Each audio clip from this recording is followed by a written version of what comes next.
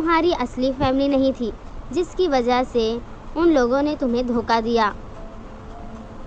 اگر وہ تمہارے اصلی ماں باپ ہوتے تو وہ تمہیں کبھی بھی دھوکہ نہیں دیتے اور تمہیں ہمیشہ اپنے ساتھ رکھتے اور خوش رکھنے کی پوری کوشش رکھتے۔ یہ سن کر ثنا کی آنکھوں میں آنسو آ جاتے ہیں اور وہ شاہد سے کہتی ہے، یہ بات تو تم نے بالکل ٹھیک کہی ہے۔ اور جیسے جیسے ثنا اور شاہد گھر کے اندر داخل ہوتے ہیں کہ ان کے اوپر پھولوں کی برسات کی جاتی ہے اور بینڈ بازوں کا بھی انتظام کیا جاتا ہے، جسے دیکھ کر ثنا کو کافی خوشی ہوتی ہے اور وہ شاہد سے کہتی ہے، ایسا ویلکم میں نے اپنی زندگی میں کبھی نہیں دیکھا۔ مجھے بہت اچھا لگا کہ شہباز نے ہمیں اتنی عزت دی۔ اور اسی طرح وہ دونوں کو ایک کمرہ دیا جاتا ہے۔ وہ کمرہ کوئی عام کمرہ نہیں ہوتا ہے۔ جس طرح شہزادی اور شہزادہ کا کمرہ ہوتا ہے، اسی طرح ثنا اور شاہد کا بھی کمرہ ہوتا ہے، اور اسی طرح وہ دونوں اپنے اپنے کمرے میں سو جاتے ہیں اور اسی طرح صبح ہو جاتی ہے۔ صبح ہوتے ہی شہباز شاہد اور ثنا کو اٹھانے چلی جاتا ہے اور اسی طرح وہ تینوں چائے پر گپ شپ کرتے ہیں۔ شہباز شاہد اور ثنا سے کہتا ہے کہ تم دونوں آخر یہاں پر کیوں آئے ہو؟ آخر کوئی وجہ تو ہوگی جس کی وجہ سے تم یہاں پر آئے ہو۔ یہ سن کر شاہد شہباز سے کہتا ہے، ہاں ہے کوئی وجہ جو ہمارے لیے بہت ضروری ہے۔ یہ سن کر شہباز شاہد اور ثنا سے کہتا ہے، اگر تم مجھے بتاؤ گے تو ہو سکتا ہے کہ میں تم لوگوں کی مدد کروں اور تمہارے کام کو آسان کر دوں۔ یہ سن کر ثنا شہباز سے وہ ساری باتیں کرتی ہے جو اس کے ساتھ واقع ہوئی۔ کہانی سناتے سناتے ثنا کی آنکھوں میں آنسو آ جاتے ہیں۔ یہ دیکھ کر شہباز کو ثنا پر کافی ہمدردی آ جاتی ہے اور وہ ثنا سے کہتا ہے، تم اتنا کیوں رو رہی ہو؟ میں ہوں نا، میں تمہاری مدد کروں گا اور میں تمہارے ساتھ کچھ غلط نہیں ہونے دوں گا۔ وعدہ ہے ایک دوست کا۔ یہ سن کر ثنا کے چہرے پر مسکراہٹ آ جاتی ہے اور وہ شہباز سے کہتی ہے، یہ بات تو تم نے بالکل صحیح کہی ہے۔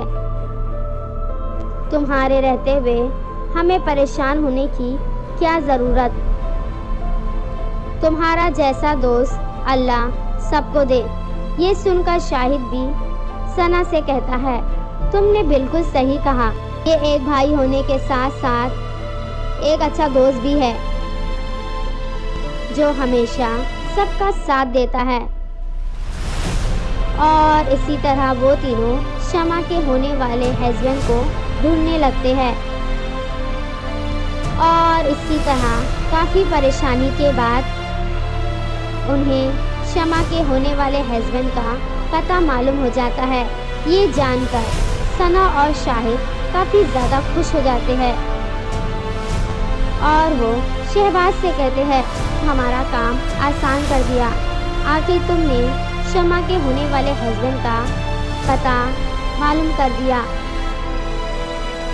اور اسی طرح وہ تینوں شمع کے ہونے والے ہسبینڈ کے پاس جاتے ہیں اور ثنا شمع کے بارے میں اور اس کے گھر والوں کے بارے میں ساری باتیں بتاتی ہے کہ ان لوگوں نے ثنا کے ساتھ کیا کیا کیا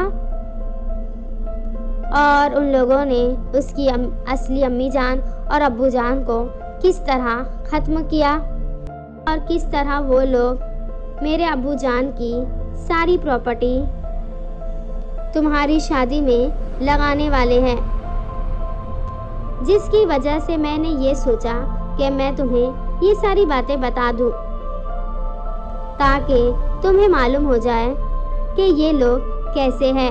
یہ سن کر شاہ رخ सना से कहता है, तुम परेशान क्यों हो रही हो? मैं तुम्हारी बहन शमा से शादी नहीं करने वाला।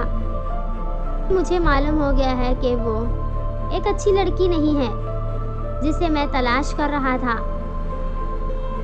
उसने मुझे धोखा दिया था कि वो बहुत ही रईस और अच्छे घर की लड़की है, जिसकी वजह से मैं शादी करने के लिए पूरी तरह से तैयार था। अच्छा हुआ तुमने उनकी सारी असलियत बता दी।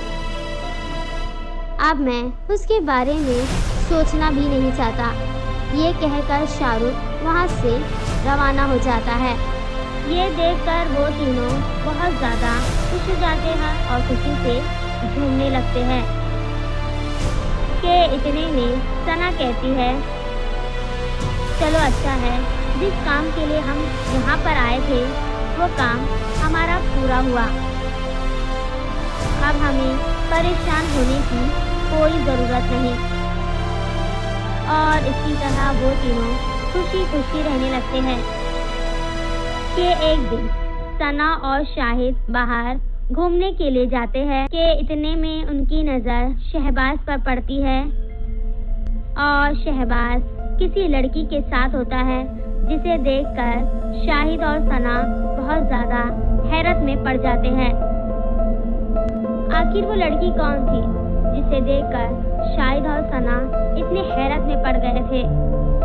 ये जानने के लिए आगे की वीडियो ज़रूर देखिए। अस्सलाम वालेकुम दोस्तों, मेरा नाम ज़किया है। अगर आप लोगों को इस तरह की वीडियो पसंद आए तो वीडियो को लाइक, सब्सक्राइब और ज़्यादा से ज़्यादा शेयर करें। शुक्रिया।